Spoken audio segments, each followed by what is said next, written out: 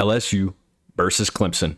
Week 1, Saturday night, under the lights, prime time college football game right here. Baby, I'm excited. This one's going to be a mega matchup. Death Valley versus Death Valley. Tiger versus Tiger. Brian Kelly takes his boys into Death Valley to take on Clemson and Dabo Swinney. Let's dive into it. We're going to preview it. We're going to break it down. Let's start at the line. The line sits at -2.5, leaning towards the Clemson Tigers as it stands right now. Now, I think a lot of that has to do with Clemson being the home team. I think if LSU was the home team, the line would probably reflect almost right around the same, truly. Around that -2.5 towards LSU had this game been in Baton Rouge. But it's in Clemson. I think that's why the line sits there. I don't hate it, but we'll get to that later. Let's start with the Clemson Tigers and Dabo Swinney's unit. We know Clemson. We know Dabo Swinney. No strangers to success. National championships. What does this year have in store for him? 16 returning starters for the Tigers. The biggest of them all, Cade Klubnik. Cade Klubnik has grown tremendously. Year 1, there was a lot of flaws. There was a lot of things and concerns that we had about Cade Klubnik. But year 2 was truly leaps and bounds of improvement and just all around an incredible season out of him when you look at what he did the first year.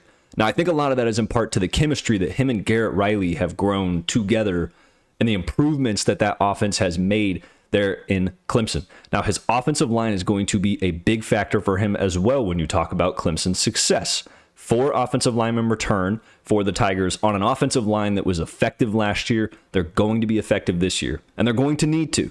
LSU has a fast and physical defensive line, so I look for that experienced Clemson offensive line to have to play a big game.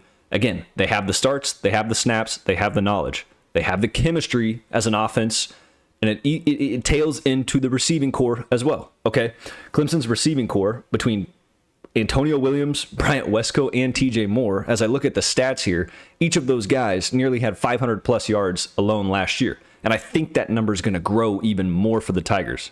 Having the returning production and the chemistry and the growth we've seen each and every week between Garrett Riley and this unit, that offense is going to be dangerous. Clemson also adds Tristan Smith, a 4-star rated wide receiver, out of the transfer portal. I know, right? We hear that and we think, wait a minute, Dabo Swinney dipped into the portal. He did, in fact. He actually did go in the transfer portal this year. I think we're breaking down walls in college football. Look, this Clemson roster is moving towards a very similar and eerily similar feel to 2018, 2019 kind of team when you look at them on paper. There's a lot of hype behind this team, and a lot of it is valid. Now, let's talk about the running back room. This one's going to be a big question for the Tigers. Obviously, Phil Moff is gone. Gideon Davidson's going to be a big watch in this game. When you watch this game, if Clemson can effectively run the ball, now Gideon Davidson's going to be a freshman, all right, and they're going to have a couple other guys rotating in that backfield. That's going to be the big question, right? Good offensive line. We know Clemson has weapons out wide. How well do they run the ball against a very good defensive front and probably the best linebacking core in LSU, one of the best in the LSU Tigers? So that's something to watch for on the offensive side. Now let's move to Clemson's defense before we get into LSU. Tom Allen comes in.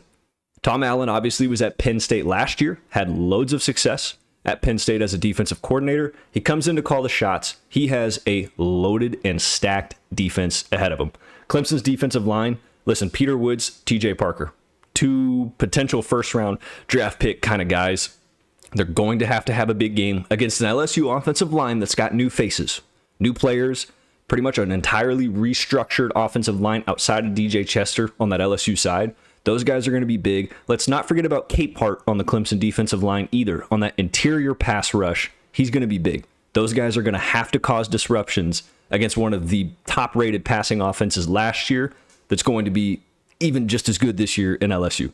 Now, Wade Wood as star linebacker is back for Clemson as well. His leadership and experience in that linebacking core is going to be big. How well can he cover across the middle? Joe Sloan, LSU offensive coordinator, loves to utilize the slant routes. He loves to pick zones apart.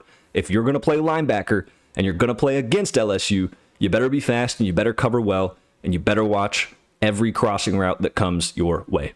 Clemson's secondary, led by Avion Terrell being really the key player, is going to be probably next to the most important part of this game outside of Clemson's ability to run the ball on offense. Abian Terrell and that secondary is going to have a huge game against probably one of the fastest receiving cores in college football. I look to see whether Clemson plays a lot of zone, a lot of two safety looks. If they try to come out and play man, stop the run, whatever it is, it's going to be a chess match. I'm excited to see what Tom Allen does with this unit. Loads of talent. Really, the key part for Clemson is, like I said, the secondary, and what does that defensive line look like with loads of NFL talent being lettered all over the field and on that defensive line. Now, let's talk about LSU, okay? Year 4 for Brian Kelly. Last year was topsy-turvy. The year prior was topsy-turvy. Year 1 was a promising start, but it's been a little bit all over the place. But this also feels similar to Clemson, like a 2019 LSU roster, a team that can absolutely run the table in the SEC, could absolutely be a playoff team, and truly, if things go right, could win a national championship. The reason I say that is LSU has 65% of returning production. Let's start with the offense. Garrett Nussmeier, again, similar to Clemson, experienced quarterback who has gotten better every single year. And this Joe Sloan system that was 6th and pass yards per game last year, Garrett Nussmeier had 4,000 plus yards, almost a 30 touchdown season. He played extremely well. He's going to be big this year. He's got weapons all around him. I think he reads fields well. He reads defenses well, and he calms his nerves. Look, this environment's going to be no stranger to LSU and especially Garrett Nussmeier. They've played in environments just as tough. They've played in loud stadiums. That will be a key benefit, really, to this LSU offense. Now let's talk about the offensive line. I alluded to it a little bit earlier, but LSU has some new faces on this offensive line. The only returning starter is DJ Chester. Experienced guy. He's going to have a big game tonight. I say tonight as if the game's tonight. I wish it was, but this night.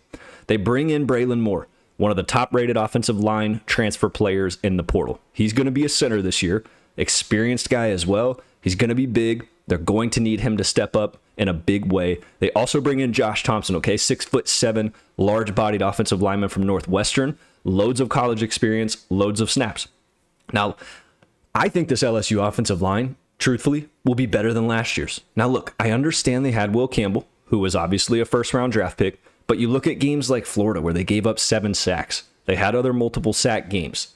They didn't run the ball poor last year, but they were not in the top 30 or 40 in rush yards per game at all. Now, granted, LSU was a very pass-heavy offense, but even then, look, I think that offensive line, with the talent they've brought in, the development that DJ Chester will have, I think this LSU offensive line is going to be better this year.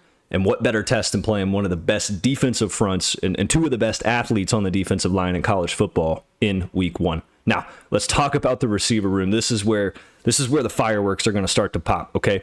Aaron Anderson returns.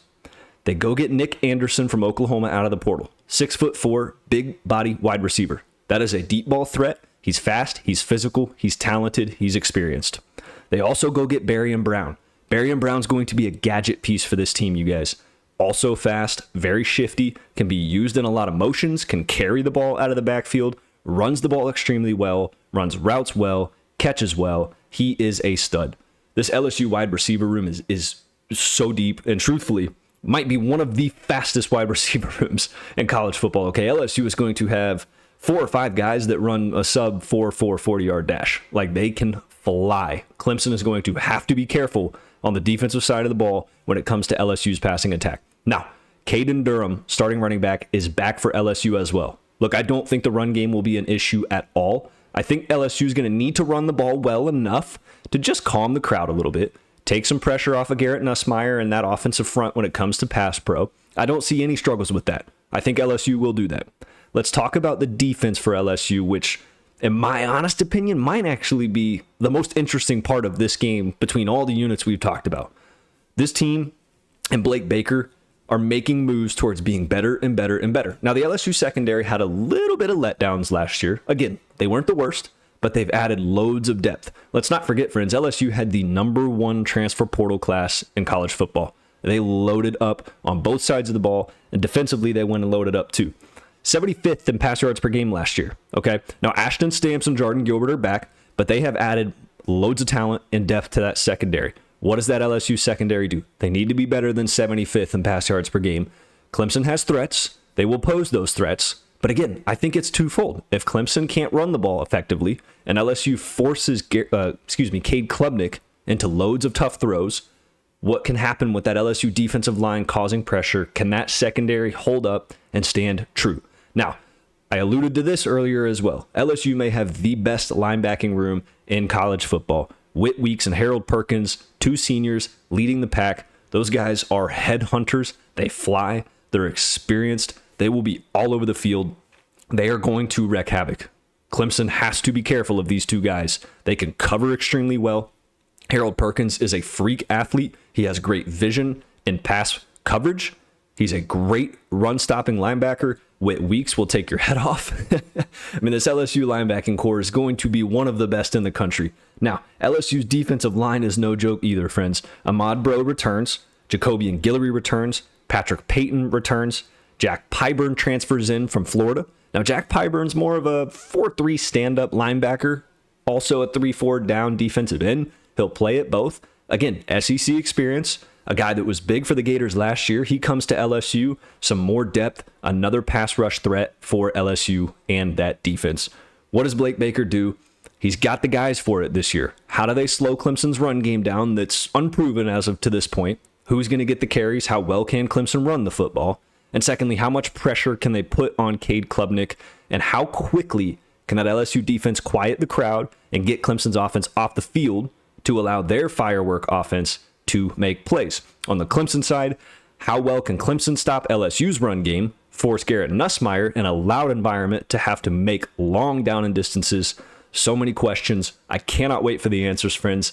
That's all I got for you. I'm not predicting this game until we get closer to the season. We're going to do pretty much a prediction of every single game, but lots more content to come, you guys. I'm so excited for the season. I'm so excited for this channel and the things we're going to do. I appreciate every single one of you being here. Let me know down in the comments who you think wins, what your thoughts are on this one. And again, man, I appreciate every single one of you guys. We are so close to college football. Thank you all for watching, and I will see you in the next video.